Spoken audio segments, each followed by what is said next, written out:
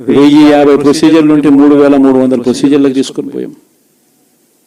ఆరోగ్యశ్రీయే కాదు, ఆరోగ్య ఆసరా దగ్గర నుంచి గ్రామ స్థాయిలో విలేజ్ క్లినిక్ ద్వారా, విలేజ్ క్లినిక్ దగ్గర నుంచి ప్రతి పేదవాడికి తోడుగా ఉన్నాం. ఎప్పుడు జరగలేదు ఈ మార్పులు. ఏకంగా 54,000 మంది డాక్టర్లు, నర్సులు, పారామెడిక్స్ రిక్రూట్మెంట్ గవర్నమెంట్ హాస్పిటళ్లలో చేసి ప్రతి పేదవాడికి అండగా ఉండడం. వ్యవసాయంలో కూడా విప్లవమే. ఏకంగా ఆర్బీకేలు చేయి పట్టుకొని నడిపిస్తూ గ్రామ స్థాయిలో కనిపించి విద్య, వ్యవసాయం, వైద్యం, సామాజిక న్యాయం,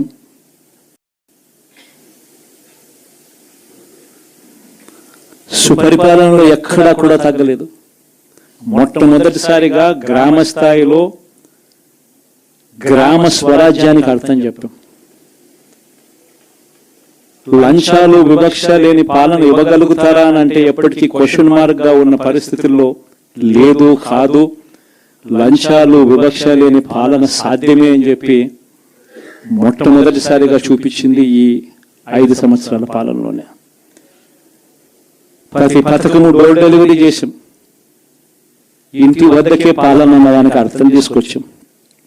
మహిళా సాధికారతకు ఈ మాదిరిగా చేయగలుగుతాము అని చెప్పి అర్థం చూపించాం. ఇవన్నీ సంస్కరణలు.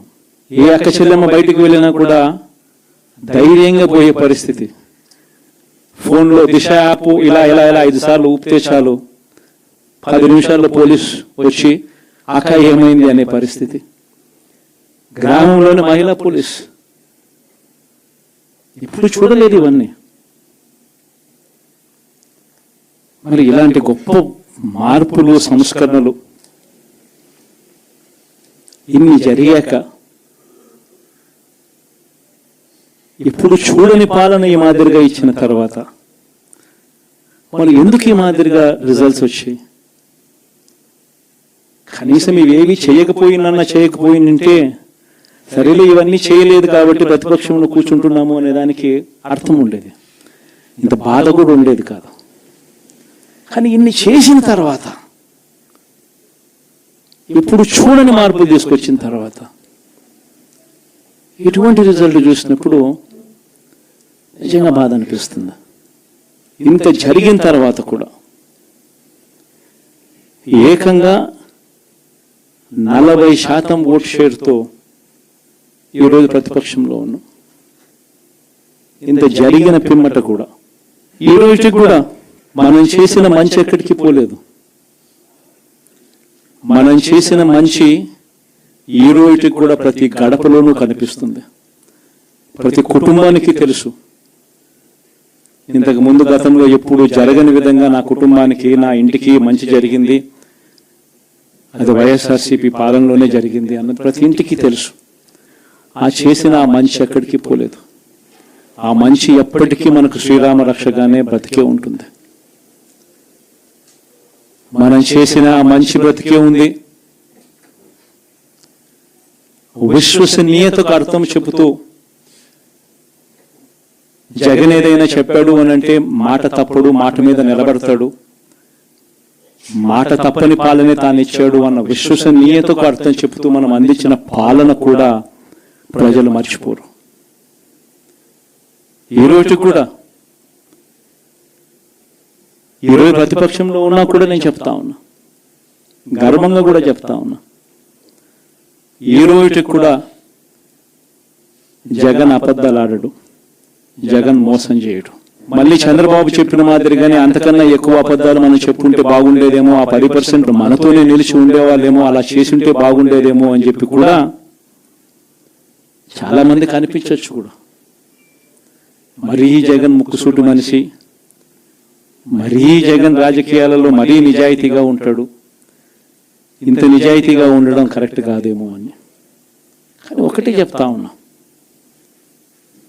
ఓడిపోయిన పర్వాల, అధికారం కోసం అబద్ధాలు చెప్పడం, అధికారం కోసం మోసం చేయడం ధర్మం కాదనే, న్యాయం కాదనే జగన్ ఎప్పుడు నమ్ముతాడు. 2014లో కూడా ఇదే నమ్మాను.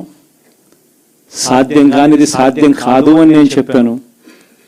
చంద్రబాబు నాయుడు ఏమో వ్యవసాయ రుణాలు మాఫీ దగ్గర నుంచి అన్నీ కూడా చేస్తానని చెప్పి ఆ తర్వాత మళ్ళీ 2019 వచ్చేసరికి చేయక ప్రజలు రెట్టించిన ఉత్సాహంతో మళ్ళీ మనల్ని తీసుకొచ్చారు. మళ్ళీ ఈరోజు కూడా అదే జరుగుతుంది.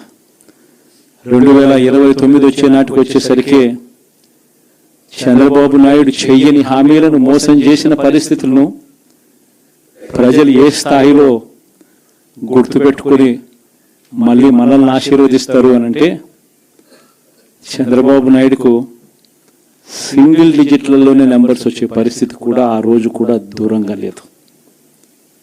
ఇది వాస్తవం. ఈరోజు మనం చేసిన మంచి ఎక్కడికి పోలేదు. మనం విశ్వసనీయతతో చేసిన రాజకీయాలు కూడా ఎక్కడికి పోలేదు. ప్రజలకు మళ్ళీ దగ్గరయ్యే కార్యక్రమాలు, ప్రజలకు తోడుగా ఉండే కార్యక్రమాలు, ప్రజల తరపున పోరాటం చేసే కార్యక్రమాలు కూడా జరుగుతాయి. అసెంబ్లీలో బహుశా మనం చేయగలిగింది తక్కువే ఉంటుంది. ఎందుకంటే మనకు వచ్చిన సంఖ్యాబలం కూడా చాలా తక్కువే. పైగా కౌరవ సామ్రాజ్యం లేకపోతా ఉన్నాం.